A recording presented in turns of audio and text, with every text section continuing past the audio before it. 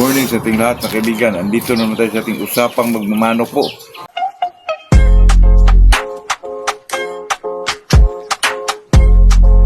Medyo talaga mainit yung panahon ngayon mga kaibigan. Napakainit po. Itong pag-usapan natin mga kaibigan ay ano lang to mga kaibigan, tanong lang din ito.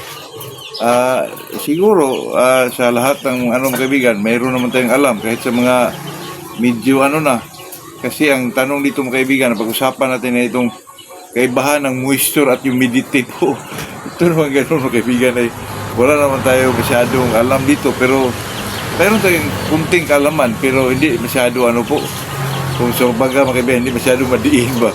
Yun mga kaibigan. Itong kaibahan ng moisture at humidity. Ito namang moisture mga kaibigan ay tubig din to mga kaibigan. Tubig po. Tubig. Kadalasan natin marinig mga kaibigan ay mabigat yung manok mo, medyo may moisture pa yan, di ba? Yun mga kaibigan, di ba? May moisture pa yan. Ano ba talaga yung moisture? Ang moisture mga kaibigan ay tubig yan mga kaibigan. Tubig sa katawan ng isang manok o tubig sa katawan ng isang tao. Ganun po, moisture. Kaya sabihin natin mga kaibigan, may moisture pa yan, kaya mabigat yung manok mo. Ano ba yung pangpatanggal ng moisture ng manok? Kaya hindi mo pa inumin ng tubig. Kung gusto mo naman lagyan ng moisture, pa inumin mo ng tubig, ganun. Pero sa mga kaibigan, sa maglaban tayo ng manok, kailangan talaga minus yung moisture ng isang manok, kaibigan, kasi para naman medyo magaan yung isang manok, madali lang siyang makakilos o yung mga reflexes ng isang manok, madali lang pong kaibigan, magamit po. Kasi naman alam naman natin yung kaibigan na pag ang isang manok ay medyo puno ng moisture ay medyo mabigat po. Kaya sa mga labanan, lalo na sa derby mga kaibigan, ay sinusukat talaga yung moisture mga kaibigan o talagang kunin talaga yung moisture, lalo na yung mga manok na sweater kasi ang manok naman na sweater alam naman natin yun na maglaban yun dun sa yung medyo dry sila po. Ibig sabihin dry, medyo kulangin ang moisture mga kaibigan, medyo tanggalin talaga ng moisture po. Ang pampatagal yan ay yung sabi nila yung crack corn, yung pellets at saka marami pang iba mga kaibigan, lalo na yung crack corn po, crack corn, yung popcorn mga kaibigan, kasi ang mga explanation nila doon, yung pellets, pag makain na yun sa manok, malagay na yun sa tiyan niya, yun ang hihigop ng moisture sa katawan ng isang manok mga kaibigan. Tapos doon iipot niya, matanggal yung moisture ng isang manok. At saka itong crack corn po, ganun din mga kaibigan. Marami yung nagtaka dyan kung ano ba talaga dapat ipitik-pitik o ilang ipakain sa araw ng laban mga kaibigan. Kasi kadalasan mga kaibigan, maglaban tayo, lalo na pag ulutan, pandirbe. Kadalasan naman kaibigan sa ating yung ulutan lang, kahit sa ulutan ngayon mga kaibigan, ganun na rin po, pinipitik-pitikan na rin yung lalo na pag sweater ang dinadala sa kasi ang sweater kailangan talaga ng dry, saka medyo gutom yung isang manok. Yun ang palagi natin narinig po, lalo na sa social media mga kaibigan. Hindi pakainin na or pakainin lang ng mga 5 grams, tapos hindi na painumin ng tubig. Yung iba nun painumin 4 hours before ang laban, bago dalhin sa bungan po, painumin ng 2 dips o 3 dips.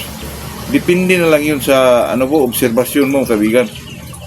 Pero ang tanong kayo, ano ba talaga yung dapat pitik-pitik o ipakain? Kasi ang purpose ng kaibigan, yung pellets, sinasabi ko na yun na ihigop ng moisture, pati yung crack corn, ganun rin, popcorn, ganun din. Pero ang tanong mga kaibigan, yung puting itlog ng manok, para ano daw yun? Pampatanggal ba daw ng moisture or magdulot ng moisture ng isang manok, magbigay ng moisture ng isang manok? Ano ba talaga yung mga kaibigan? Sa pagkakalam ko, yung puting itlog po ay maganda yan gamitin during conditioning, kasi yung mga kaibigan ay magbigay yan ay high protein po. Ang high protein po mga kaibigan, ang gamit yan o benepisyo para sa ating mga manok ay yung lumalabas yung mga muscle ng isang manok po, na yun ay nagpapalakas o nagpapadiin ng palo ng isang manok po, kasi yung talagang muscle mga kaibigan, yun talaga nagdala ng lakas ng isang manok po. Kaya kailangan yung mga high protein doon mga kaibigan. Mayroon namang mga magbigay na ka ng karne o mga high protein pellets katulad ng platinum at saka itong yung puting itlog, ginagamit talaga yan. Pero sa araw ng laban mga kaibigan, ang maganda talagang ipitik-pitik o bigay doon ay yung crack corn talaga mga kaibigan. Kasi yung crack corn, pag makain nila yun, matunaw yun sa loob ng katawan ng isang manok, magiging glucose yun, sugar, ma-divert yun mga kaibigan sa sa energy o o magamit na isang manok bilang enerhiya nila para medyo maging ano sila mga kaibigan, maging maliksi, malakas, at saka ano po, talagang ano sila sa laban mga kaibigan, accurate yung ilag, yung palo nila po. Na kailangan talaga sa isang manok yung glucose mga kaibigan. Kaya tayo magbigay nung tinatawag nilang carbo loading mga kaibigan, pero depende lang yun sa handler po. Kaya sa atin, sa aking pag-obserba, mas maganda yung crackcorn ibigay yung pagpitik-pitik ko. Pero kung nakita mong matubig yung isang katawan ng isang manok, medyo mabigat, maganda yung popcorn mga kaibigan, kasi yung popcorn pagputok dun sa ilalim ng katawan ng manok, yun ang higop ng moisture po. Pag maipot yun, talagang may labas yung medyo moisture isang manok po. Yun po ang pagkakaintindi ko dyan mga kaibigan. Ito namang humidity mga kaibigan, ito ay tubig sa hangin po. Katulad, the best example ito mga kaibigan, ito incubator mga kaibigan. Yun lang po ang ating masabi dyan, yung incubator. Kailangan talagang makontrol yung humidity. Ano ba yung humidity? Humidity ay ito po ang tubig sa hangin mga kaibigan. Tubig sa hangin. Kaya ang incubator, kailangan magamit ka ng hygrometer kasi yung hygrometer, yun ang taga-sukat sa tubig ng hangin po sa ilalim ng incubator mga kaibigan. Kasi sa incubator mga kaibigan, may tinatawag talaga silang humidity controller po, yung hygrometer mga kaibigan.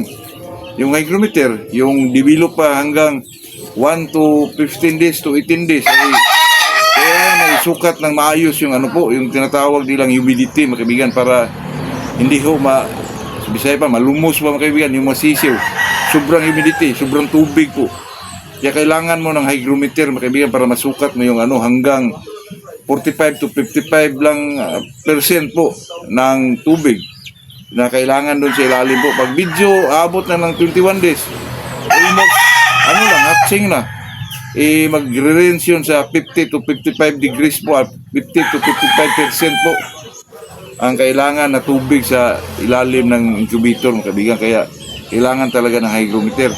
Yun ang pagkakaintindi ko ng humidity mga kaibigan. Pero sa labas naman, kahit sa labas mga kaibigan ay maano pa rin yun, mabasa ng hygrometer kung ilang porsyento ng humidity po. Katulad dito sa Pilipinas, ang humidity porsyento natin dito mga kaibigan ay 75 to 80% po. Yun ang pagkakaano ko. Hindi ko alam lang kung magkano dun sa labas kasi masyadong malamig dun. Pero sa atin mga kaibigan ay medyo mainit sa atin. Pero kasi itong ka ng incubator mga kaibigan, lalo na pag medyo malamig yung area nyo o lugar nyo, pwede ka na hindi maglagay ng tubig po kasi masukat naman yun sa hygrometer mga kaibigan. Kaya yung iba, hindi na alam yun na hindi na pala maglagay ng kasi masyadong matubig yung area nila.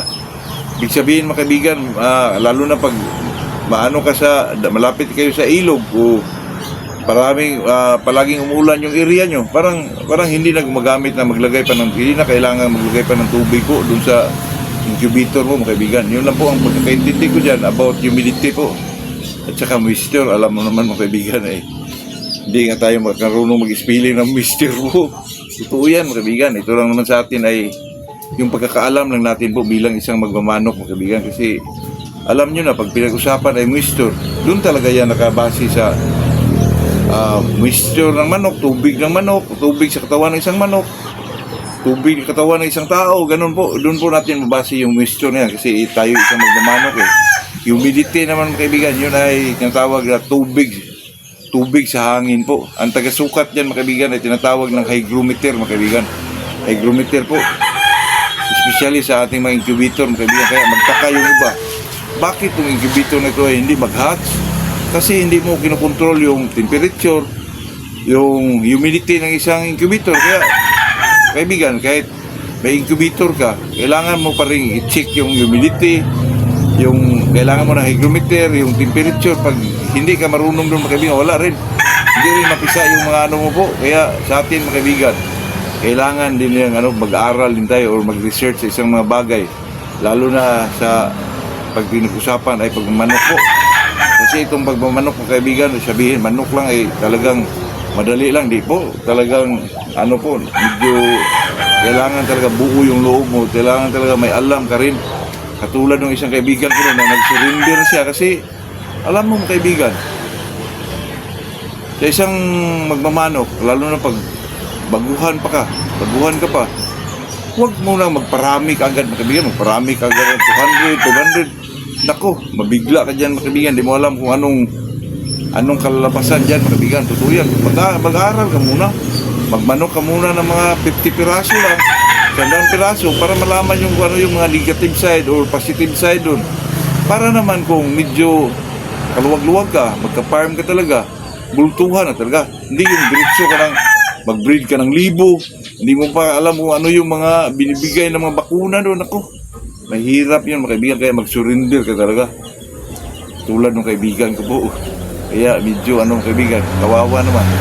Di naman kawawa kasi may pira yun. Kaya naghintay lang tayo kung kailan tayo padala ng mga sisiw at saka yung ipabinta niya ng mga Jerry Jenkins doon. Maganda yung kaibigan kung may pira pa lang ako. Kung hindi lang na timing na mayroon tayong dinidevelop na munting area doon, ay talagang tayo kukuha doon. Kaibigan, kaya natin yun kasi tayo na may magbinta para makabili ng mga patuka, baka may masubra doon. Kukuha din tayo doon, kaibigan. Dito na lang tayo sa sisiw para naman medyo makamura tayo. Pero nandyan pa yung kaibigan, yung golden boy at saka gray po. Kung sino may gusto dyan, kaibigan, Macau shots lang po. Kaya kaibigan, napakainit ng panahon. Yun lang ang ating masabi dyan, kaibigan, about moisture at saka humidity po. Hindi naman tayo eksperto dyan. Talagang tayo ay mga gilid boys lang. Pang lang to sa atin, mga kaibigan, kung sa Bisaya pa, pang inato lang ba? Talagang lang po, ito pang lang talaga, talagang lalo na sa ating mga kababayan na OFW, walang ibang mapanood, tayo mapanood. Nako, parang lang mga kaibigan, pero hindi po. Ito namang mga content creator o mga vlogger na tungkol sa manok. Ito rin ang isa sa mga nakakatulong sa mga newbie po, lalo na sa mga baguhan. Kasi itong pagmamanok, mga kaibigan, na hindi po ito basta-basta lang po, mga kaibigan. Kailangan talagang pagtuunan mo rin ng pansin kasi ang nakasalalay dito, mga kaibigan, ay pira din. Ibiruin mo, mga kaibigan, pag gusto mo mag-breed, okay lang kung pag-commercial. Pero pag maglaban ka talaga, yung maglaban ka, mga kaibigan, kuha ka talaga ng medyo mga street breed na manok at saka i-cross mo dun sa kung maglaban ka, mga kaibigan, magkuha ka ng street breed na manok katulad ng mga sweaters. Kasi ang sweater, mga kaibigan, pag may cross mo yan sa mga of colors, talagang gumaganda din po. Katulad ko, gusto ko, mga kaibigan, pag tayo ang purpose lang talaga natin ay maglaban po, kuha ka ng sweaters, mga kaibigan, kasi di tayo mawala yung palo. Nandun na talaga yon. At saka flighty pa, katulad ng Golden Boy 5K, pareho lang yun, mga kaibigan. May angat, may ilag, tapos grabe kung mga kaibigan, talagang multiple shafter sila. Pero maganda sila i-cross sa bulik, gold, yung mga kaibigan, yung mga off-colors, maganda sila po. Kung ang purpose mo lang talaga ay maglaban, kuha ka ng isang sweater na gusto mo, tapos cross mo ng gold, bulik, gray, yun talaga, mga kaibigan, yun, wala nang ibang makatalo dun, mga kaibigan. Yung mga puti, gumaganda sila at saka magaling pa. Wala nang ibang dun, mga kaibigan. Kung gusto mo talaga dun sa mga kilala din, lalo na sa mga rounded, pwede naman yun, pero madali lang kasi makita ng mga bulik, gold, gray. Madali lang tayo maka-acquire, mga kaibigan, kahit makita lang tayo dito sa labas-labas lang, bulik, cross mo sa mga sweater, gumaganda, mas lalong gumagaling pa po. Totoo yan, kaibigan. Ito yung advice ng isang tunay na kaibigan po. Totoo yan, kaibigan. Kuha ka ng beast blood mo, sweater, tapos i-cross mo sa mga off-colors, mga kaibigan, gold, bulik, kahit sa mga gilid-gilid lang dyan, mga kaibigan, yung mga gray, ay talagang posible yung mga kaibigan na hindi magaling yung mga lumalabas mo. Mayroon mga hindi, pero pang ilan-ilan lang siguro. At saka maganda pa yung mga nila, mga kaibigan, yung physical attributes ng isang manok po, kasi sweater kuha ka ng mga gold na maganda din ang pormahan, yung mga bulik, talagang may laban ka rin, kaibigan. Totoo yan. Ito yung advice ng mga tunay na kaibigan. Yun lang po, yung ating may share sa araw na to. Magandang umaga sa ating lahat po.